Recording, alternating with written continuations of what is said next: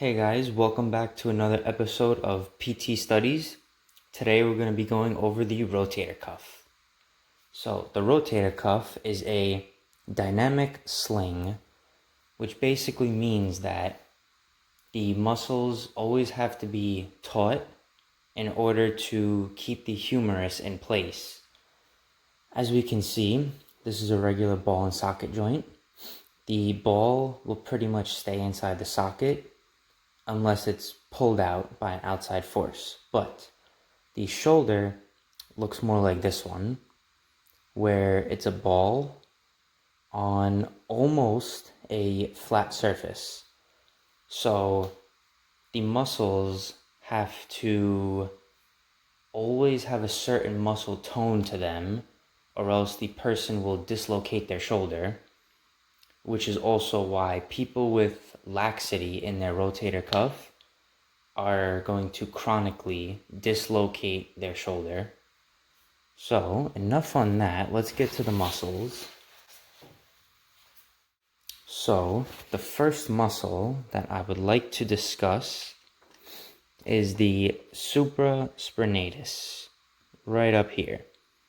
So this is going to attach inside the supraspinatus fossa, which is this area. This is the spine of the scap. So supraspinatus means above the spine. And this is going to go all the way to your greater tubercle right here. Now this is going to assist in abduction of the arm. So rotating the humerus up through this track the first 20 degrees. After that, it's going to be your deltoids taking over. The supraspinatus is innervated by the suprascapular nerve, and the blood supply is the circumflex scapular artery. The next muscle is the infraspinatus.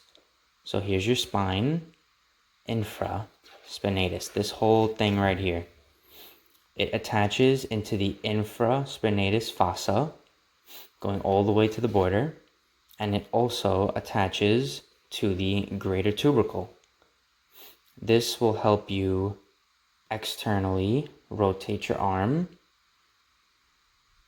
and the nerve supply is the suprascapular nerve, and the blood supply is the circumflex scapular artery. So when I say external rotation, I have my little diagram right here. So this is the person's midline. So if this is the anterior portion, let me write that. So this is the anterior portion. As we can see, the clavicle is here, the scapula is behind it, and the humerus is right here. So external rotation is going to be rotation away in this direction. Okay? So external rotation is going to be away from the body, but not abduction. Abduction is on this track right here. This is directly away from the body. This is the humerus rotating away. Okay?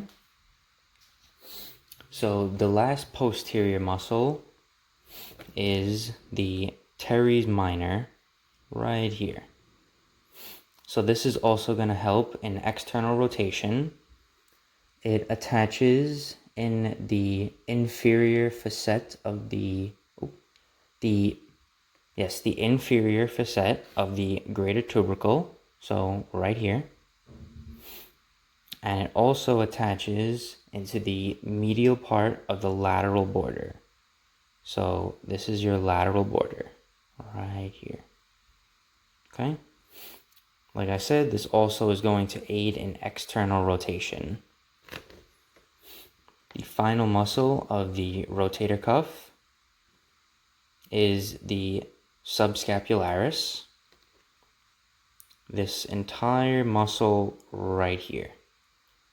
This is going to attach to the lesser tubercle on the anterior portion of the humerus. Also, it is going to attach in this fossa right here. So this is called the subscapular fossa.